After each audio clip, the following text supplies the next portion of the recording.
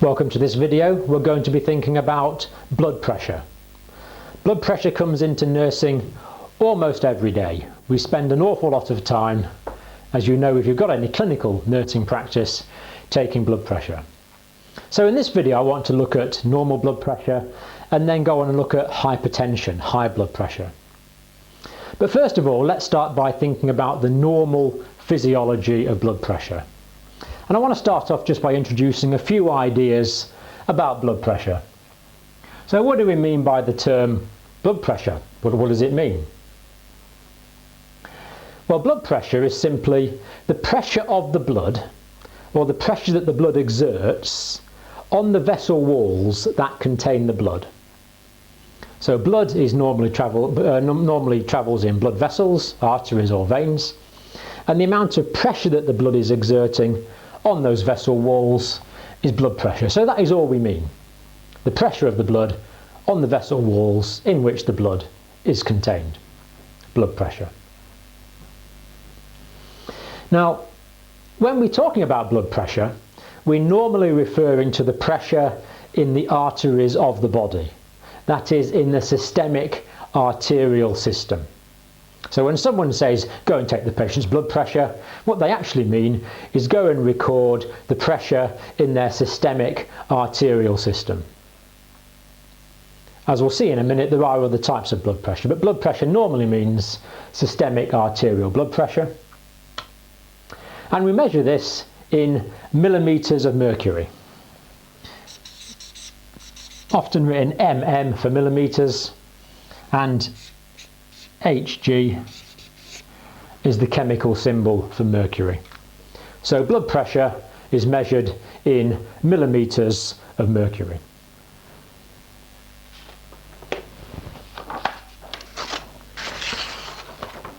Now the next thing I want to think about is, why do we need a blood pressure? What is the point of having a blood pressure? Well, arterial blood pressure is necessary to push the blood through the tissues. If there's no pressure in the arterial system, there's nothing pushing the blood through the arterial system, into the smaller arteries, the arterioles, and then finally into the capillaries. So all tissues need to be perfused if they're going to be viable. They need blood flowing through them. And blood pressure is necessary to ensure tissue perfusion. And clinically, there's plenty of examples of this. If your brain is not perfused, well, you'll fall over. The reason I'm able to stand up now is because the blood is going from my heart down here and it's being pumped up to my brain. It's uphill. And my brain can't work without a regular supply of blood and a regular supply of oxygen. So you can tell at the moment my brain is being perfused because hopefully it is working. Blood pressure is needed to perfuse the myocardium. The actual heart muscle itself needs a constant supply of blood. It's got a very high oxygen demand and it needs a constant blood supply to supply that oxygen to it. The liver is always carrying out metabolic processes and it needs a blood supply to carry out those metabolic processes, both to supply the oxygen that it needs and to supply the energy required for that metabolism. The kidneys need a constant blood supply because they need the blood to filter to produce the urine. And in fact, to produce the urine, you need quite a good pressure of blood going into the kidneys. So normal blood pressure is required to achieve tissue perfusion. Absolutely vital to life. Now, blood pressure does vary a little with age. For example, at 2 years of age, then a systolic blood pressure of about 95 millimeters of mercury would be acceptable. So children have somewhat lower blood pressures than adults. Now don't worry about that term I've just used, systolic. We're going to come on to that in a minute. So 2-year-old might have a systolic blood pressure of, say, 95 millimeters of mercury. But once children reach, let's say, about 14 years, then we can just use normal adult values for blood pressure. So 14 or 15-year-old young person, normal adult values would apply to that.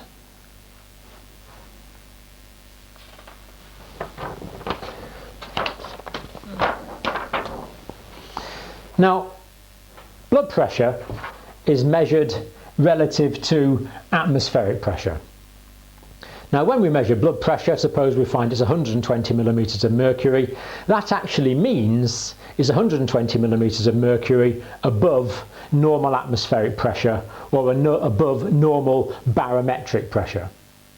So you may know that the pressure in the atmosphere is about 760 millimeters of mercury, normal atmospheric pressure, and then the blood pressure, systolic blood pressure, say 120. So that would actually give us a total pressure of 880 millimeters of mercury total pressure. But the only bit we actually take account of is the figure which the blood pressure is above the normal atmospheric or the normal barometric pressure. So when we're talking about blood pressure, we're actually talking about the degree to which the blood pressure is higher than the normal atmospheric pressure. In other words, it's not measured relative to a vacuum. The blood pressure is measured relative to normal atmospheric pressure.